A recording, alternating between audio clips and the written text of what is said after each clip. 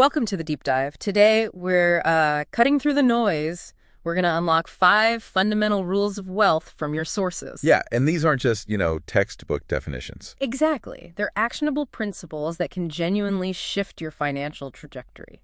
What's really compelling, I think, is how they challenge conventional thinking. It's not just about earning more, Right. but building something durable, a sort Yeah. of self-sustaining financial life.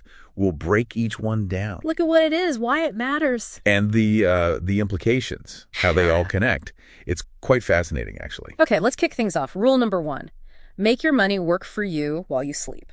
Ah, passive income. The dream, right. But for many, it sounds a bit abstract. What's the real effort behind that? Is it truly passive? Well, you're right. It's rarely truly passive from, day one. Mm-hmm. The real insight isn't that money just, magically appears. It's about the significant initial effort. Okay, the setup. Or the capital you invest to build an asset. Then it generates income with, hopefully, minimal ongoing work. So, examples. Think dividend-paying stocks, maybe a well-managed rental property. Right. Or even a stake in a business where other people handle the day-to-day. Like Warren Buffett didn't just buy stocks. He bought businesses. Exactly. Ownership in companies with strong management. He leveraged their work, their expertise, while he looked for other opportunities. So it's about structuring things, assets, to free up your time. Your most valuable resource, really, Yeah. your time. Okay, so that's making money work. But what about making your effort work harder? Amplifying results without just more hours. Oh, now you're leading into rule number 2. Mastering the 3 types of leverage. This sounds more complex than just borrowing money. It absolutely is. People hear leverage and just think debt, but it's broader. We're talking 3 distinct amplifiers. Okay. First, there's capital. Yes, borrowing is part of it, but it's also about strategically allocating funds you already have for greater return. Makes sense. Second, time. This means creating systems, automation, things that work efficiently without you constantly watching over them. Like software or processes. Right, standardized processes, good training. And third, people, delegation, building a team, strategic partnerships. So combining all 3. That's often the key for entrepreneurs, building scalable systems for, exponential growth, something one person just can't do alone. The psychological barrier must be huge there sometimes, letting go. Definitely. Trusting systems, trusting people, that's often the biggest hurdle. Okay, so if we're amplifying results, building beyond just personal effort, Right. what's the scoreboard? How do we measure that progress? Good question. That leads us straight to rule number 3. Focus on net worth growth, not just your paycheck. Because for a lot of people, income is the main measure, isn't it? It is, but your paycheck is just cash flow.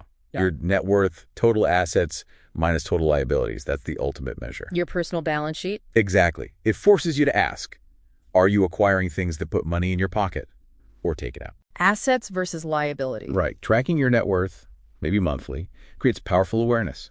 You see if you're building real equity or just digging a deeper hole. So it's the story the numbers tell. It's the story, yeah.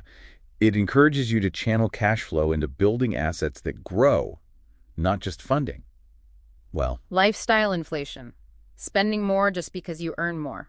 precisely that. A very common trap. Okay, that net worth focus really makes every decision feel heavier, more impactful. It should. And a big area where perspective needs shifting is debt. Rule number 4. Use strategic debt to acquire assets, not liabilities. We're mostly taught debt is bad, period. And that's a critical distinction the wealthy often understand differently. Debt isn't inherently good or bad. It's a tool, It's a tool. Good debt helps you acquire appreciating assets or income-producing ones. like mortgages on rentals. Perfect example. Or business loans where the expected return is higher than the interest cost. You're using other people's money effectively to build your wealth. Provided the asset performs. Key point. The asset needs to cover the debt costs or grow significantly in value. Bad debt is just for consumption. No future financial benefit. Like credit cards for everyday stuff? High-interest credit cards, yeah. Real estate investors are maybe the classic example of strategic debt use. But there's a risk of overdoing it. Always. Avoiding over-leveraging, even with good debt, is crucial. Run the numbers, have an exit plan. Right. So strategic intent is key. Okay, finally, rule number 5. Identify high-reward, low-risk investment opportunities. That sounds Almost like a contradiction. Too good to be true. It sounds like it, but it's about finding asymmetry. Yeah. Situations where your potential upside is way, way bigger than your potential downside. Not just taking wild gambles. No, definitely not. Think about maybe a stock selling for less than the actual cash the company holds. Undervalued. Okay. Or a small early-stage business. Scalable model needs a relatively small investment. If it fails... You lose that small stake. Right. But if it succeeds, the returns could be massive. Disproportionate. So it requires serious homework. Thorough research. Absolutely. Yeah. Understanding value, smart position sizing, don't bet the farm.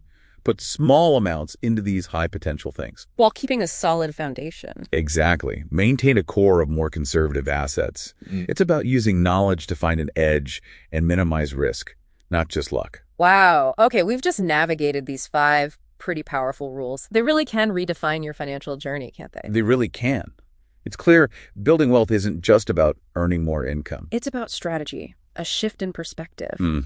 If you connect it all, the bigger picture is moving beyond just working for money. To having your money work for you. Amplifying your efforts, understanding that net worth landscape, making conscious strategic choices. So thinking about these rules we've just unpacked. What stands out most to you? Yeah. And maybe more importantly for everyone listening, how might just one of these ideas prompt a different approach, perhaps even a small action, in your own financial strategy this week?